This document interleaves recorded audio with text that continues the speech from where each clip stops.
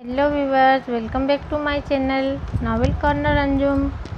तो मैंने जहाँ से स्टोरी छोड़ी थी, देरी ना करते हुए वहीं से करती हूँ शुरू। और जो नए व्यूवर्स हैं वो ज़रूर सब्सक्राइब कर लें ताकि नए वीडियो की नोटिफिकेशन आपको जल्दी से जल्दी मिल जाए।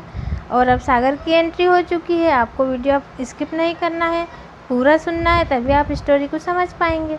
तो ज़्यादा देरी ना करते हुए करती हूँ स्टोरी को शुरू, सुनिए। सरिता सागर से नज़रें नहीं हटा पा रही थी, लेकिन सागर ने जब उसे देखा तो उसने जल्दी से अपनी नज़रें हटा लीं। उसका दिल बल्लियों उछल रहा था। हे कन्हैया, ये मुझे क्या हो रहा है? आज से पहले तो दिल इस तरह कभी नहीं धड़का था। सागर को देखकर उसकी धड़कनें तेज हो गई थी। उसने खुद को संभालने की कोशिश की, उसे बड़ा अनकंफर्टेबल महसूस हो रहा था। रजनी ने सागर को दूर किया। उसने देखा सागर सरिता को एकटक देखे जा रहा है। उसने सरिता की तरफ देखकर कहा, सागर, ये है मेरी प्यारी छोटी सी ननंद और मेरी बेस्ट फ्रेंड सरिता।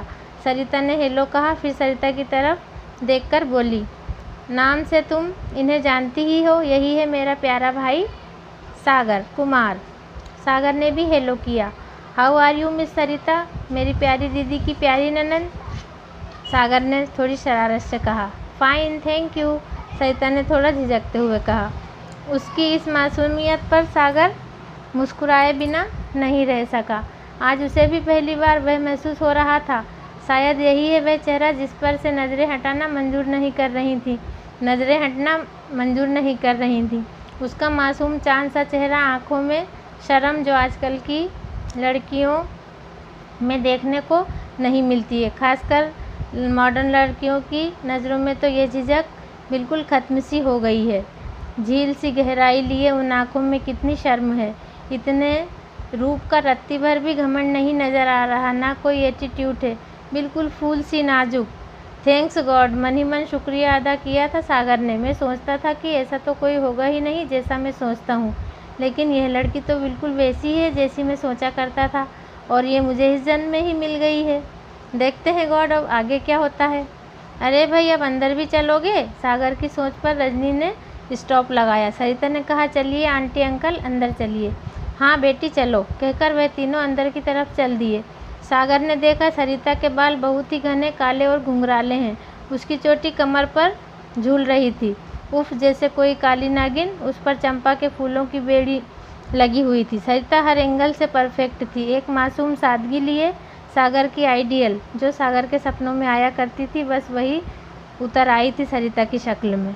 हाँ, यही है और कोई दूसरी नहीं हो सकती। सागर के दिमाग में सोचों का बवंडर सा मच गया था। ऐसा पहली बार हुआ था कि कोई लड़की पहली नज़र में उसके दिल में उतरती चली गई थी और उसके होशो हवास पर इस तरह से हावी हो गई थी। हे भगवान, यह मुझे क्या हो रहा है? कंट्रोल सागर, कंट्रोल, इनफ यार, अब और नहीं। उसने ध्यान से उसका ख्याल झटकना चाहा, तब तक रजनी नौकर से कहकर सामान उतरा चुकी थी।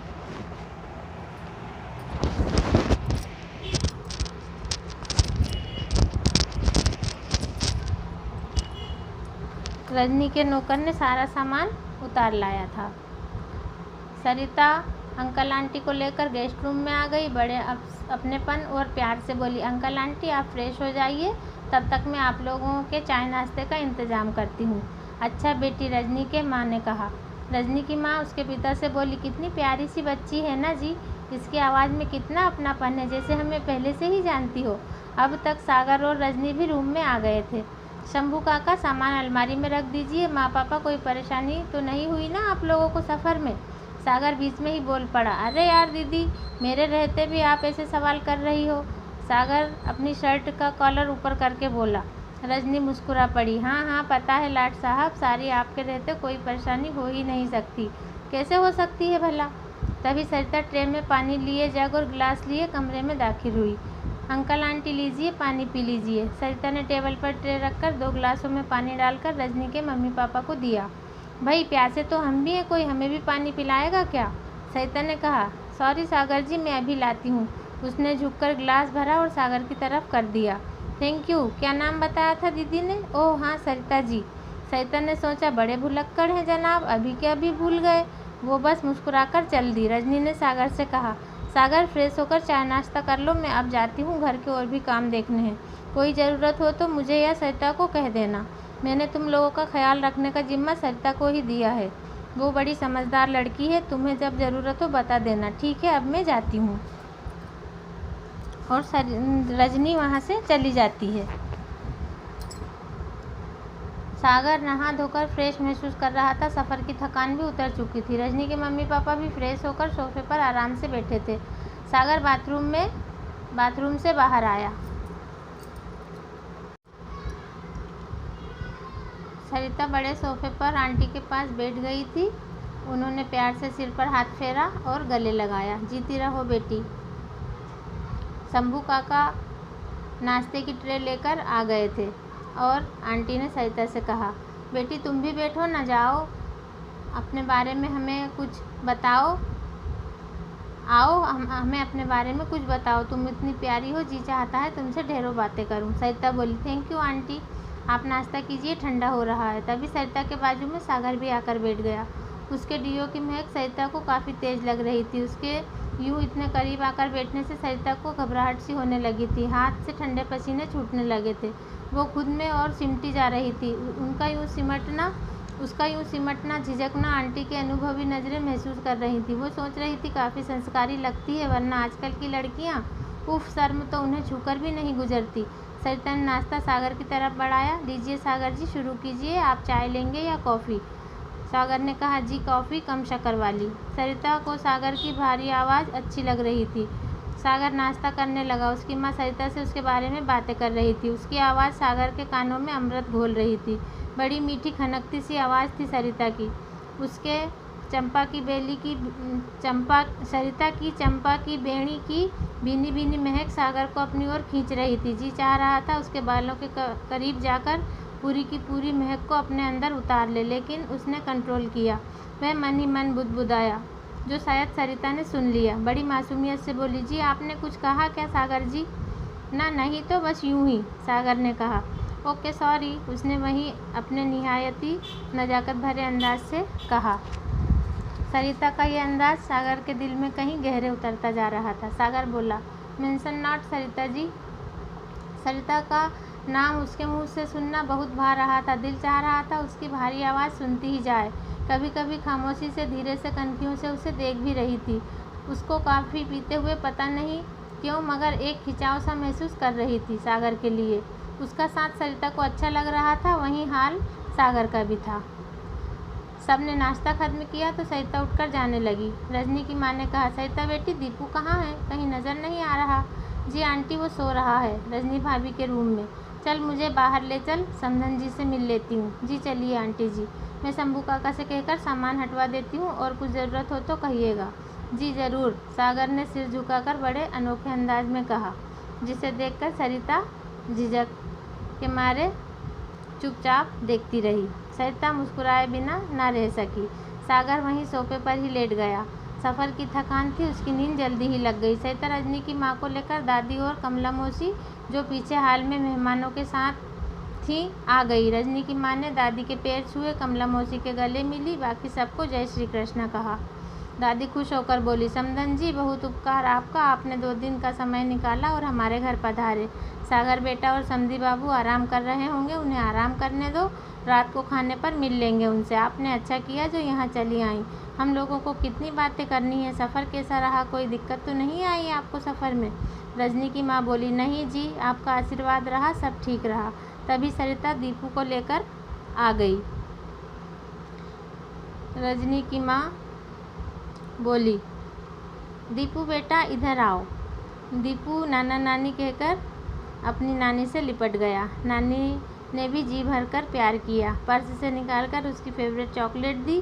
क्यों न हो, उनका इकलौता नाती जो था दीपू।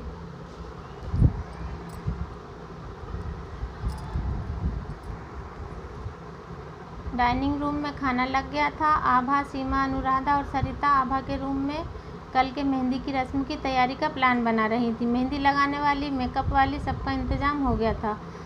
सबको कौन सी ड्रेस पहनना है डिसाइड हो गया था। तभी शंभू काका खाना खाने को बुलाने आ गए। सरिता बेटी आओ, आभा बेटी सब चलो, डाइनिंग रूम में दीदी जी बुला रही हैं और दादी भी सबको बुला रही हैं, जल्दी आओ। सब लोग आ गए हैं, बस आप लोग बचे हैं। आती हूँ शंभू काका, आप चलिए, सरिता ने कहा और सभी डाइनिंग रूम में चल दिए। काफ़ी बड़ी मेज़ थी, सारे मेहमान आराम से बैठ गए थे।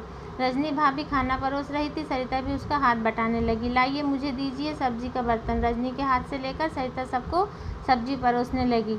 अब की बारी सागर की थाली की थी। सागर के करीब जाते ही वह हड़बड़ा गई। पास जाकर धीरे से पूछा, जी आप क्या लेंगे? इतने करीब सरिता की चंपा की बेणी की महक सागर को बेचैन कर रही थी। वह सुन ही नहीं पाया। सरिता ने फिर पूछा, आप लेंगे ये सब्जी सागर जी? सागर बोला, जी जी, आप परोसेंगी तो भला कौन इनकार कर सकता है? कोई इनकार ही नहीं कर सकता। जबकि सागर ज़्यादा मिर्च वाली सब्जी नहीं खा सकता था, फिर भी ले ली। सरिता परोस कर जाने लगी तो सागर बोला, दाल भी दे दीजिए, इसमें मिर्च ज़्यादा लग रही है, मुझे एलर्जी है इससे। ओके, मैं दाल लेकर आती हूँ, कहकर सरिता दाल लेने चली गई। जब वापस आई, हाथ में 2 कटोरियाँ थी, एक में दाल थी, एक में शहद। सरिता उसी अंदाज में बोली, मिर्च खाने के बाद ये शहद ले लीजिएगा, जबान का तीखापन जाता रहेगा। और थोड़ी सी शरारत से मुस्कुरा दी। जी थैंक यू, सागर ने कहा तो सरिता वेलकम कहकर चली गई। खाना खाते खाते कई बार दोनों की नज़रें आपस में टकरा रही थीं, लेकिन जैसे ही नज़रें मिलती सरिता झट से अपनी नज़रें हटा लेती थी। इसी तरह खाना हो गया। रजनी और सरिता खाना खाने लगी थी, सागर भी वहीं बैठ गया। दोनों बहन भाई अपने घर परिवार की बातें करते रहे। उनके दोनों छोटे बहन भाई जुड़वा हैं। सरिता को उनकी बात से यह पता चला था। दोनों पूना में हॉस्टल में रहकर पढ़ाई कर रहे हैं। सागर की बातों से लग रहा था वो काफ़ी पारिवारिक और जिम्मेदार लड़का है। बातों बातों में सरिता को यह भी पता चल गया कि सागर का सपना सीए बनने का है और वे इसी तैयारी में लगा है। तो फ्रेंड्स, 10 मिनट से ज़्यादा हो चुके हैं। अब बारी है कहानी को यहीं स्टॉप करने की। तो जो नए व्यूवर्स हैं वो मेरे चैनल को सब्सक्राइब कर लें ताकि मेरी नई वीडियो आप तक जल्दी से पहुंच जाए। तो बस यहाँ तक कहानी सुनाकर मैं अभी करती हूँ स्टॉप। कल फिर मिलती हूँ नए वीडियो में इस कहानी को आगे बढ़ाते हुए। Thank you.